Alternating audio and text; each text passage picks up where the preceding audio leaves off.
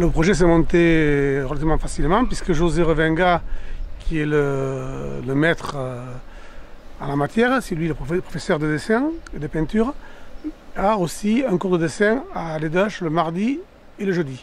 Donc il m'avait demandé en début d'année s'il pouvait faire l'exposition. Je lui avais dit que oui. Il avait voulu le faire l'an dernier, mais la salle était en rénovation, donc on n'avait pas pu le faire. Donc cette année, on a dit, on y va. C'est vrai qu'on arrive à drainer du monde sur la commune. Donc, tout ça, on arrive quand même à amener du monde un peu dans cette salle qui a, au dire des spécialistes, un acoustique merveilleux et une luminosité extraordinaire. Eh bien, cette année, nous avons atteint le chiffre de 29. 29 élèves. Et je note que depuis le début de cette exposition, c'est-à-dire depuis le dimanche, j'ai déjà 5 inscriptions de plus.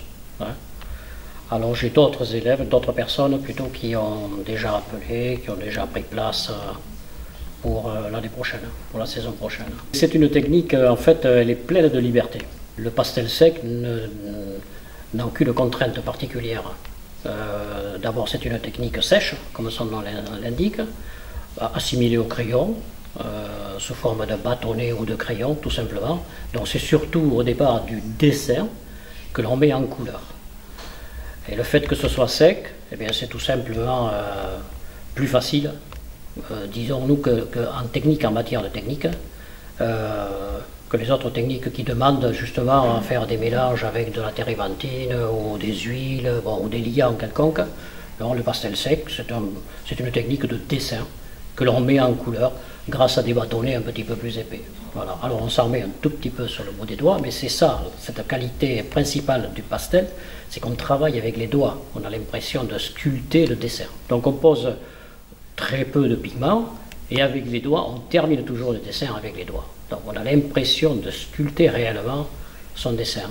Donc on peut imaginer l'artiste qui dessine un portrait d'enfant ou de personne âgée avec toutes les rides.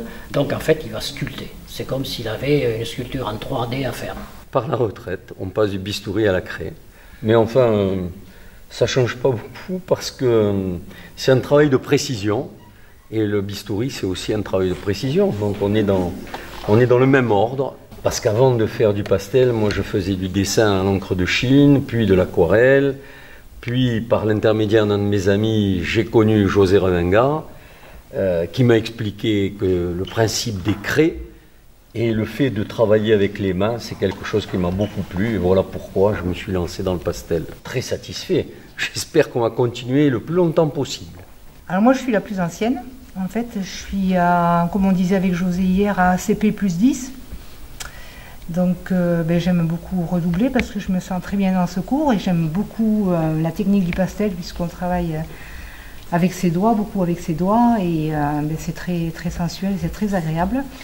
Et j'ai remarqué en retrouvant un de mes vieux tableaux que j'avais énormément progressé. Donc je continue à venir, pour continuer à progresser et je me trouve dans un groupe où je me sens très très bien et nous avons un professeur excellent, donc il est toujours là pour nous conseiller lorsque on bloque ou qu'on a besoin de faire quelque chose qu'on ne sait pas encore faire. Parce qu'au bout de 10 ans, 11 ans, on ne sait pas toujours faire. Ah, c'est très important, oui, c'est très important. Ça m'apporte un bien-être déjà. Ça me change les idées, ça me fait du bien. Et puis je rencontre du monde aussi. Et puis je fais quelque chose que je voulais faire, alors pas forcément du pastel, mais j'ai découvert cette technique avec José. Je voulais peindre depuis que je suis toute petite, puis j'ai attendu l'âge d'avoir la retraite et d'être libre pour pouvoir le faire. Oui, oui, non, vraiment ça m'apporte énormément, énormément.